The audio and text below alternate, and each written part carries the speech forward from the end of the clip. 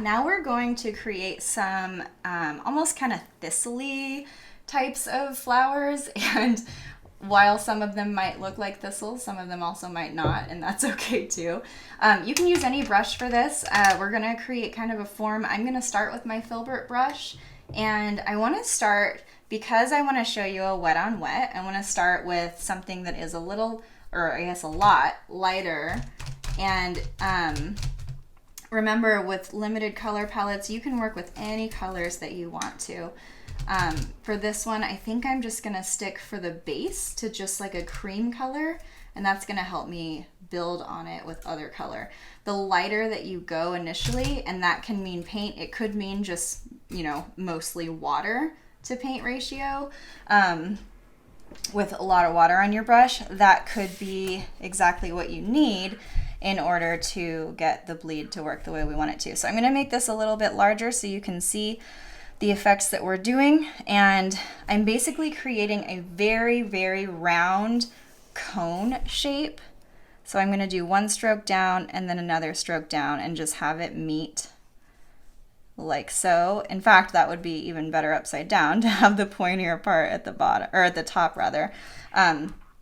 So that's good. I think I want even less pigment, so I just rinsed my brush real quickly, and I'm gonna make this one a little bit higher. And then they don't have to be perfect circles by any means. And then I want to kind of work quickly because I want to be able to do this wet on wet.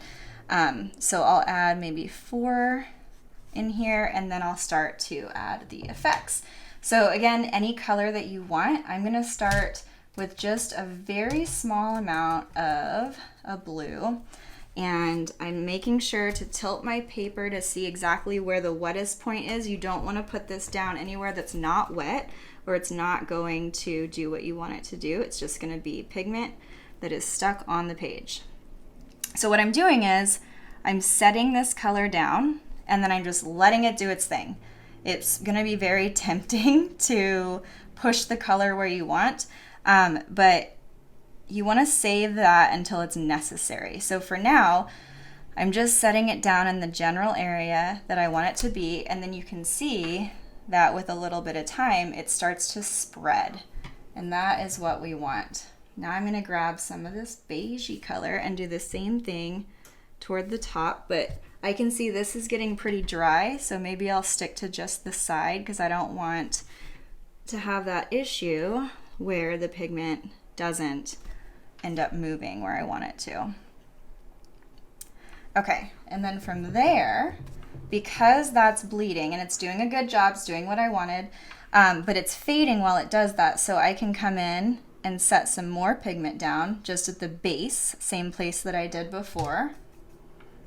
And it's going to do the same thing again, but keep even more pigment in because it is more dry at this point, so it won't bleed as much as it did the first time.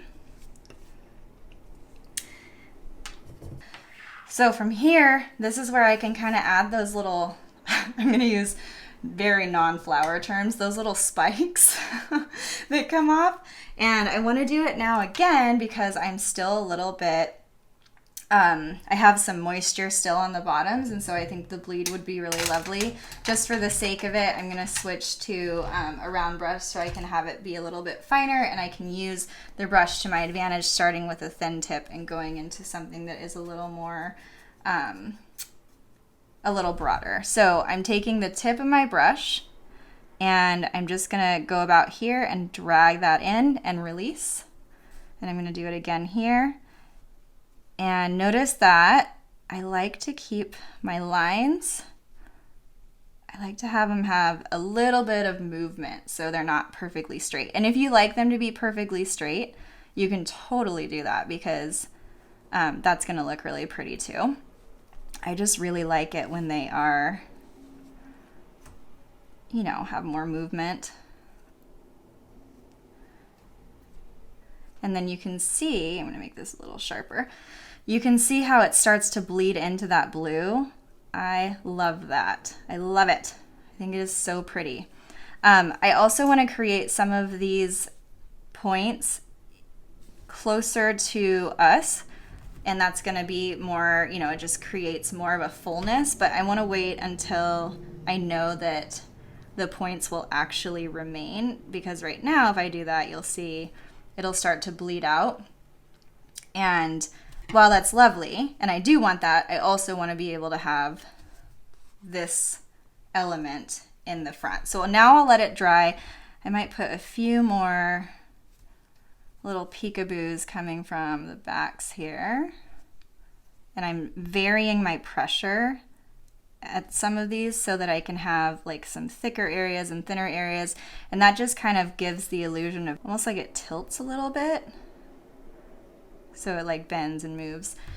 And then from there, I can drag it down and create stems. So see how it's bleeding into the blue? If you don't want that, you just want to make sure that it dries more before you put it down. But I am all about this wet on wet. I think it looks so pretty.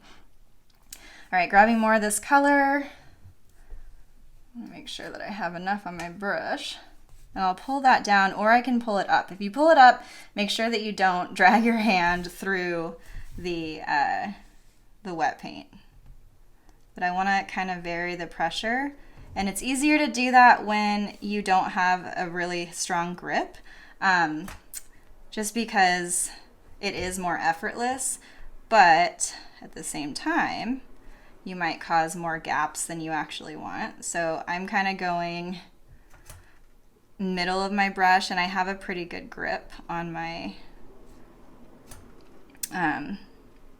have a pretty good grip that I'm guiding it with, but that way I can make sure that I have, you know, these elements where I press down more, and then I'm a lot lighter to get more of that movement through here. Same thing here. Do you see how I have this darker area and then it gets a lot lighter over here? That's a pigment thing. Like I'm getting a lot more transparent on this side than I am this side. I really like that. I think that it really creates a lot of depth, and I want to keep that going. So I'm just adding some darker areas to part of it, but then I'm leaving a lot of it very transparent. And then I will add some more pigment now that that has bled, just to the base of some of these while they're still wet, kind of like we did with the blue, so that it still bleeds, but just at the base it has more, more depth. Okay. So from there, at this point, I can create some leaves. I can, this isn't dry yet, so let's create some leaves, and I'm gonna make these a lot more transparent at first, just because I kind of want them to be in the background, and I want these to be real playful. So when I make leaves, I'm gonna do a very light stem coming off, and then I'm gonna use full pressure, and then dip downward and to the very tip of my brush. So I'm really using my brush to create the effect that I want. So I've got the stem, I'm gonna press down, and then release, release, release, release, release, release. So I have that fine point on the tip, and I'll just do that a few times. Got a lot of water on my brush to make sure that it's nice and transparent. But see how they don't really go a certain direction. They're just kind of imperfect little elements in the background. And I don't want to even them out perfectly. I'm never really a fan of that. So I've got 2 and 2 right here. So I'm just going to make a little peekaboo at the very top, but I want it to be pretty light.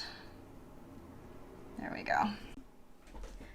Now while I'm waiting for the bottoms here to dry so I can create those spiky, you know, official term, I'm going to create some texture in the tops here. And you don't have to, but it just is going to add just a little bit more to it. And I don't want to get too much in here because I don't want this to be super defined. So for that reason, I'm getting more water, less paint, and I'm just going to use the tip of my brush.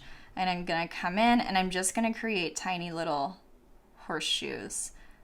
And I'm not gonna make them perfect, and I'm gonna kind of keep them to one side so that they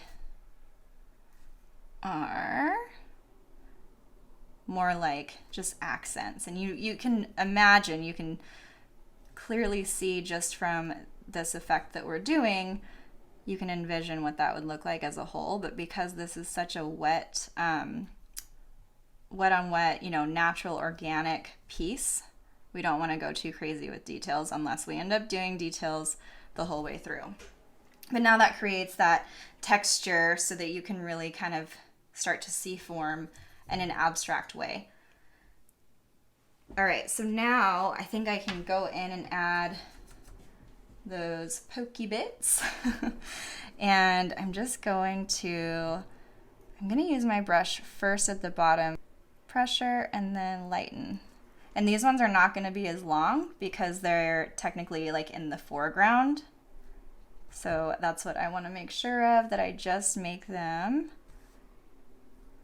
long enough to where I can see, okay, that's what's going on here. And they don't have to be like, perfectly spaced or even on all of them, just enough to where you can see what's going on. And then I kind of want to pick up some of this. So I'm going to get my brush wet. I'm going to clear the water off of it, and I'm just going to dab my brush right here just to pick up some of that pigment so it's not super, super dark. And then that is it.